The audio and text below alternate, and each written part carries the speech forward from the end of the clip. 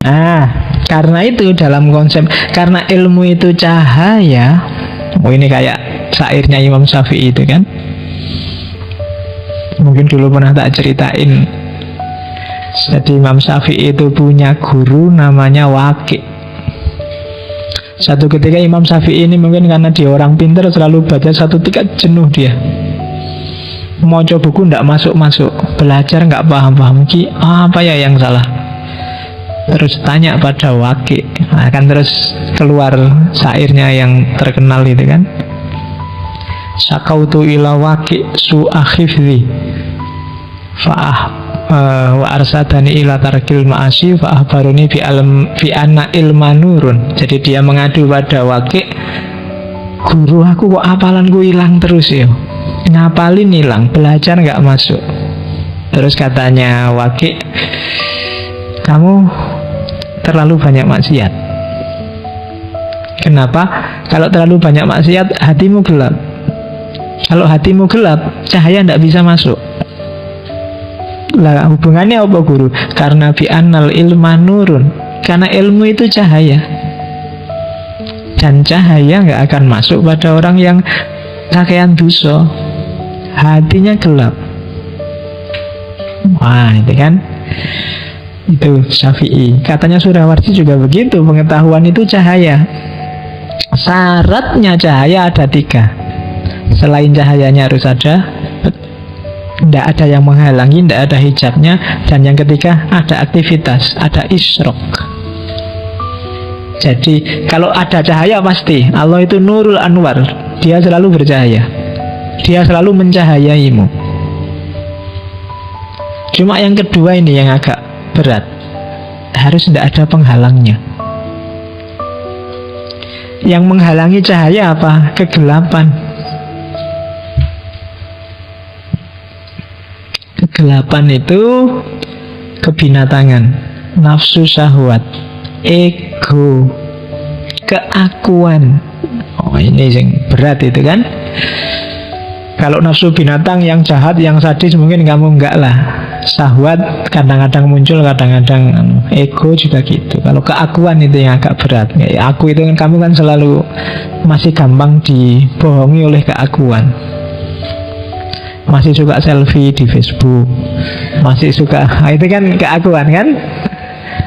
Itu keakuan. Tiba-tiba pamer nasihat di Facebook, wah, semuanya, oh itu yang melike itu ada 40 lebih loh Pak. Wah itu aku kan, lagi-lagi aku. Susah.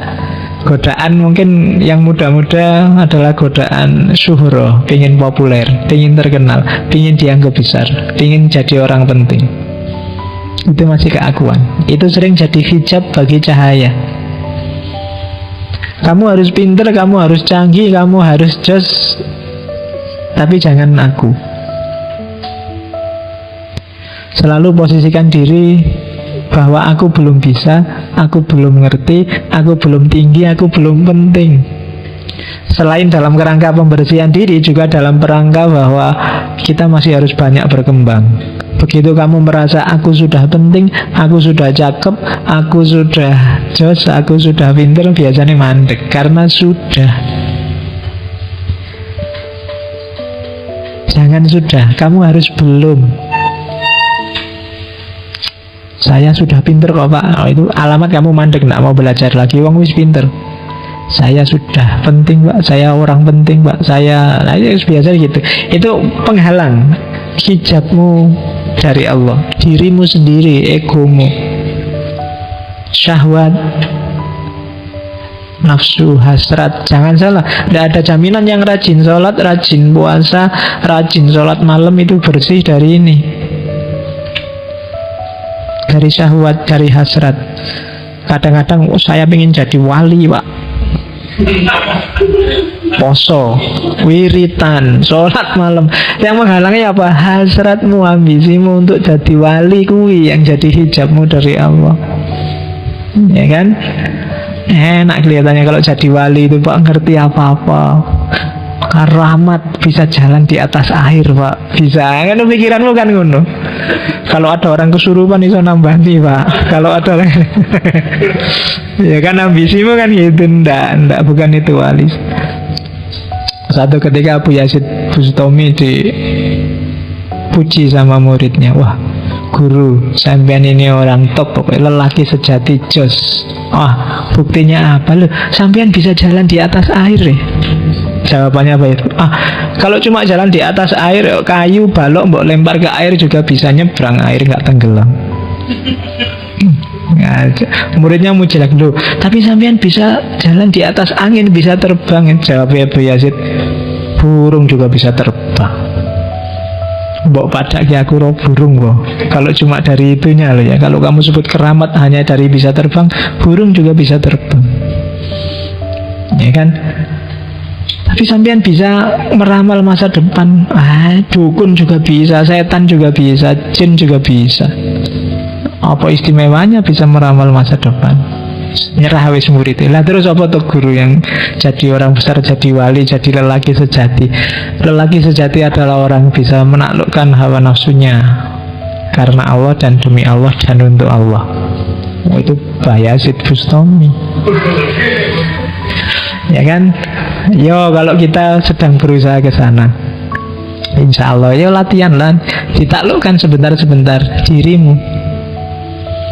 Saya dulu pernah dikasih amalan ritual yang apa tuh maksudnya tidak jelas, tapi yo dijalanin aja dan mungkin ketemu. Tiba-tiba ya salah seorang guru-guru biasanya, Faiz, sekarang tak perintahkan 40 hari ke depan sholatlah maghrib di masjid dan jangan turun dari masjid sebelum selesai sholat isya.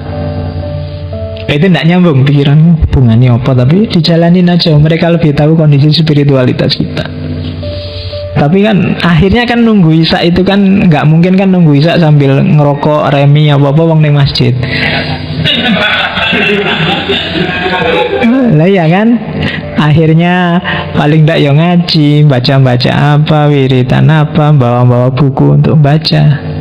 Dan setelah 40 hari terasa akibatnya. Paling tidak menaklukkan hasratku. Karena biasanya kan antara maghrib dan isya itu kan kalau tidak waktunya makan, waktunya nonton TV, enak-enak nongkrong, enak-enak kan gitu.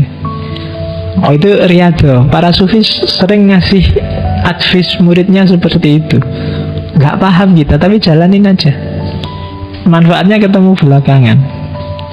Oke, nggak usah tak lanjutkan cerita tentang aku, nggak penting. Oke, yang ketiga, harus isyraq. Kamu harus jernih, tapi kamu harus bisa merayu yang punya cahaya untuk memancarkan cahayanya padamu. Itu yang disebut riyadhah. Itu yang disebut mujahadah. Rayu Allah. Rajin ya kamu, istiqomah ya kamu, tekun ya kamu. Kalau kamu mendekat selangkah, kan ada itu hadis qudsi, Allah akan mendekat 10 langkah. Riyadhahmu cuma 10%, Allah akan mendekat padamu 100%. Itu dalam rangka apa? Isyraq, biar Allah melimpahkan cahayanya. Kan kita yakin kalau Allah itu alim, tahu segalanya, Allah itu qadir, mampu segalanya. Nah, zat yang tahu segalanya dan mampu segalanya ini harus ridho pada kita dan kita mendapatkan cahayanya. Itu yang dilakukan oleh para sufi. Jadi ini jalur yang sama sekali berbeda dengan jalurnya para filosof, khususnya filosof barat yang Pak jelasin kemarin. Karena itu filsafat ini selain disebut isyraqiyah kan sering disebut masyrikiyah, filsafat timur. Kenapa? Karena cahaya munculnya selalu dari timur. Tidak ada urusan arah. Filsafat timur itu bukan filsafat dunia timur, apa filsafat Jawa timur, apa Indonesia timur. Filsafat ketimuran. Ketimuran itu maksudnya filsafat cahaya. Kenapa? Cahaya munculnya dari timur. Apa sih filsafat cahaya itu? Filsafat pembersihan diri untuk menjangkau pengetahuan di balik yang sekedar fisik. Itu yang dimaksud filsafat timur. Nanti kamu ketemu jago-jago filsafat timur, nggak cuma di Islam. Ketemu Tao, ketemu Konghucu, ketemu Buddha, ketemu selalu nadanya nggak akan jauh dari ini. Itu cirinya di timur. Jadi dari timur kamu ketemu cahaya, dari barat kamu ketemu materi. Biasanya gayanya seperti itu. Sama-sama penting, saling mendukung. Tapi hari ini kita banyak kehilangan timur, terlalu banyak baratnya. Jadi ada cahaya. Kalau ini nggak perlu kamu tanyakan, pasti ada cahaya. Sudah ada karena memang sejak azali. Yang kedua, tidak ada penghalang, tidak ada hijab. Dan yang ketiga, ada isyraq. Ini yang Allah ridho untuk mencahayai kita. Sebenarnya rumusnya sederhana. Gimana caranya Allah ridho pada kita? Selain riyadhah, kita juga harus ridho pada Allah. Dalam hidup ini yang paling susah itu kita meridhoi Allah. Radhiyallahu anhum wa radu anhu. Radhiyallahu anhum itu ya, kita juga harus ridho pada Allah. Kita kan sering komplain pada Allah, Indonesia ini kok rusuh terus ya, padahal tiap hari berdoa. Apa Gusti Allah itu tidak suka ya sama orang Indonesia? Nah ini komplain kan. Orang-orang kok podo enak-enak, aku kok sumpek dewe, ini gimana ya? Ini ridho. Teman-temanku kok cepet lulus, aku skripsi nggak selesai-selesai.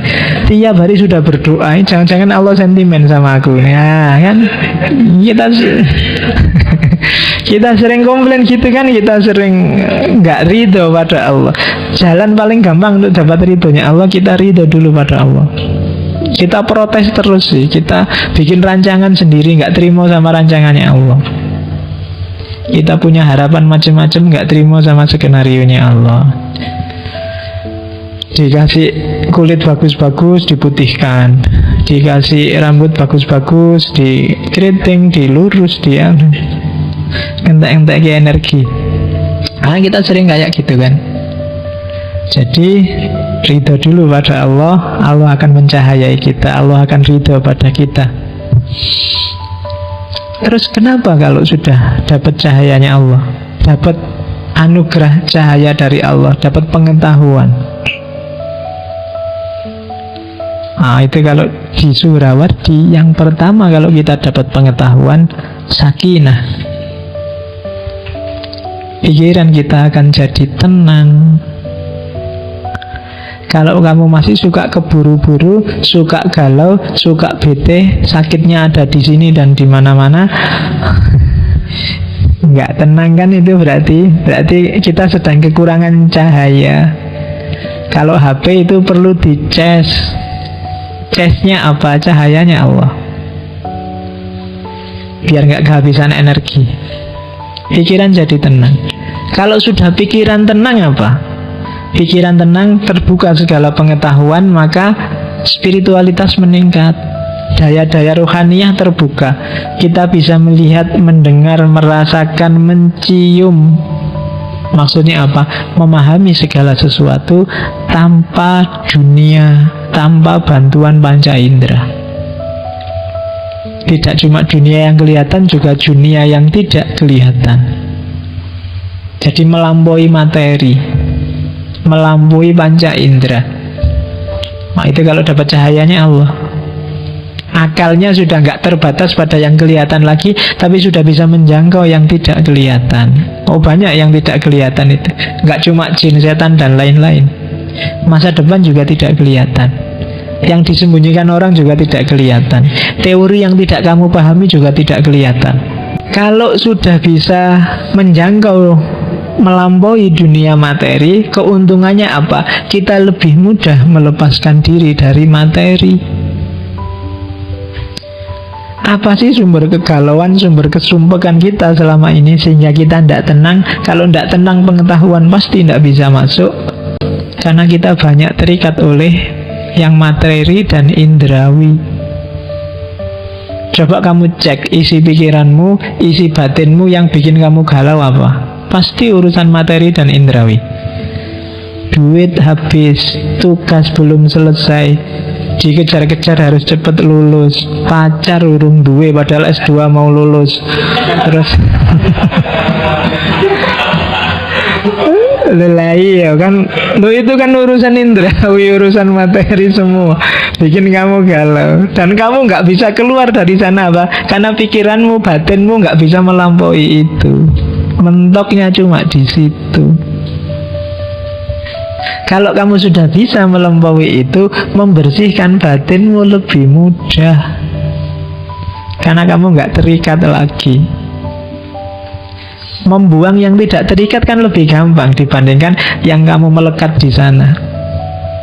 Jadi mudah membersihkan diri. Kalau sudah bersih, kamu bisa nyambung sama Maha Cahaya. Jadi kalau timur untuk dapat pengetahuan tidak agresif, tapi reseptif. Kalau barat harus keluar dari dirinya. Kalau orang timur masuk ke dalam dirinya, bersih-bersih, terus dia akan dapat limpahan. Kalau orang barat lebih capek karena dia harus keluar, sibuk mengejar. Itu pun tidak pasti kebenaran hasilnya. Biasanya spekulasi, terminal-terminal sementara. Sehingga ketika sudah capek baru mikir, kok aku capek-capek gini, keliru mungkin jalannya, baru balik.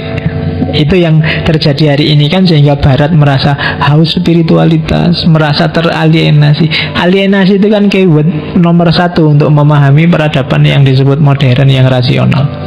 Alienasi itu berarti manusia yang terasing dari dirinya, nggak kenal lagi aku sebagai manusia. Dia nggak paham. Kenapa? Karena selama ini terlalu sibuk keluar,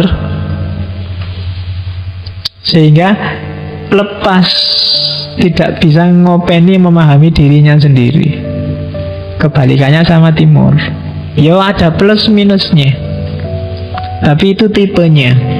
Kalau kita orang timur biasanya harusnya lebih mudah menangkap hikmah Masyriqiyah dibandingkan hikmah barat untuk dipraktekkan loh ya. Kenapa di Jawa itu lebih gampang kebatinan untuk tumbuh? Karena memang kebatinan mentalnya mental timur, dunia batin. Kalau materialisme agak berat. Oke, kalau kamu jadi orang Jawa, jadi orang Indonesia kok materialistik, itu biasanya agak berat. Makanya yang lebih sukses jadi materialis itu kan orang-orang barat, orang Amerika, orang Eropa. Karena memang tipikalnya mereka di sana. Cuma gaya kita bukan gaya itu. Kita bisa jaya dulu, itu timur itu kan jaya, peradaban Mesir, peradaban India, peradaban Cina kuno. Tapi dahsyatnya di dunia kebatinan ketimuran. Silahkan kamu baca seperti apa memanfaatkan dunia batin untuk memajukan peradaban khas Cina, khas Mesir, khas Persia. Oke, jadi kalau sudah dapat pengetahuan, pikiran tenang. Kalau pikiran tenang bisa mencapai spiritualitas, melampaui dunia materi. Kalau sudah bisa melampaui dunia materi, bisa lebih cepat membersihkan diri. Kalau bisa cepat membersihkan diri, kita bisa wusul, kita bisa ittisol, bisa lebih nyambung lagi sama Allah, bisa lebih mesra lagi sama Allah. Selama ini kita masih formalitas ketemu Allah, masih kayak mahasiswa masuk kelas hanya karena absen. Ya kan, yang penting absen wis beres, yang penting tanda tangan. Jadi sembahyang itu kan kayak kamu absen gitu aja kan. Pokoknya isya, subuh, zuhur, asar, maghrib selesai. Tugasnya kan itu. Jadi standar. Mungkin kalau aku yang jadi Allah bosen nonton awak mau ngono terus. Tidak berkembang.